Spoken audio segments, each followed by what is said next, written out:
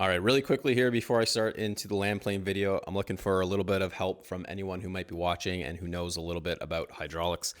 I got this free back blade from a neighbor a few years ago, and I want to make some modifications to it in an upcoming video. The main modification I want to do is make it a hydraulic angle, but I'm trying to avoid using the standard hydraulic cylinder on one side because it has its limitations, and I want this to be able to rotate 360 degrees. So what I'm thinking about is using one of these motors here or something similar to it, but I've never seen any other company use one, so there's got to be a reason. And I'm wondering if that reason is that they're just not strong enough to hold a position when you're plowing snow or trying to move dirt with it. So if anyone knows if this idea would work or wouldn't work, please let me know in the comments. Here's the plan for today. If anyone watched the last video, I made this land plane. It's been fantastic, but like every land plane, it's got angled blades and they work amazing to cut through the gravel like a knife, but it shifts all the material from one side of the road kind of into the center, and sometimes that's exactly what you want and it works great. Pulls the material that's been pushed out to the outside of the road, brings it back in, helps to bring up some material into the middle of the road so that you can get a good crown going. But there's times where you don't want angled blades. And I've never seen a land plane with just straight blades going across, but there's times where it would be beneficial to me. If you were, let's say, grading out a driveway, existing driveway, and you have no need to be moving material from the right to the left, and just for maybe leveling a gravel pad, anything like that. So what I'm going to do is, because these blades are kind of on a carrier that can go up and down by adjusting the bolts and putting them into different holes. This thing is basically a carrier on itself, and I'm just going to make another one but with straight blades. So I got another set of blades. I got them from Valley Blades in Ontario. They are $98 each, and they've worked great so far. I put on a ton of hours on these and there are no signs of wear whatsoever. So that's the project for today. I'm not going to show much of building this because it's pretty basic stuff, but I'll bring you back when it's finished. So that's done. So I just made another carrier, and now I've got a land plane with two straight blades instead of angle blades.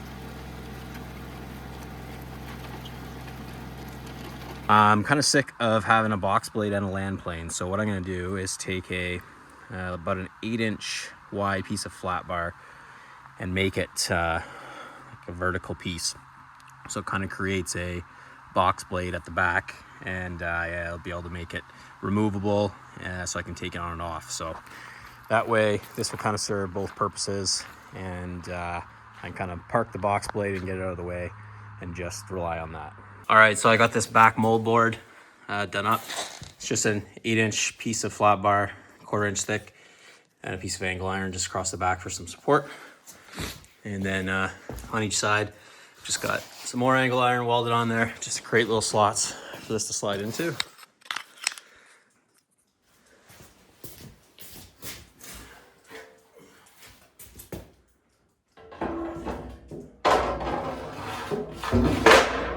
Modification I'm going to make to this land plane is I want some way to be able to drive forwards with this, mainly to drive forward with it with the blades going backwards, kind of the way they are. It makes for a really nice smooth finish on the gravel, and I also want an easy way to pick this land plane up with the forks and just move it around the yard, or to get it up onto the trailer where I keep it when I'm not using it.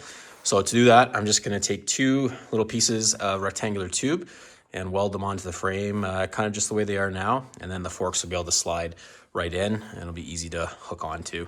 I'll probably never drive with it forwards with the blades facing forwards and cutting, you know, just in case I snag a boulder or something. I don't want to risk bending those loader arms. Not really what they're meant for, but I think having this option will be quite handy in some applications.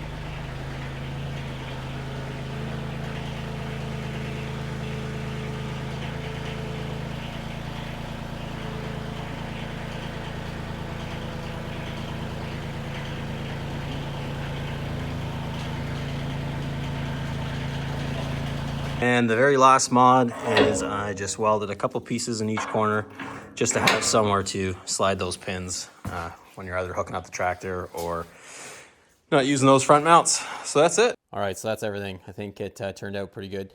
So the 4 things I've done, I've added that back mold board to kind of turn this into a box blade. I've added the rectangular tube for the forks to slide into, just for ease of movement and storage and to be able to drive forward with this thing. What else did I do? Oh yes, made a new carrier with 2 straight blades instead of angled blades. And the last thing I did was just added a piece in each corner, just to have a place to put the pins in. So that's that. We'll go give her a shot.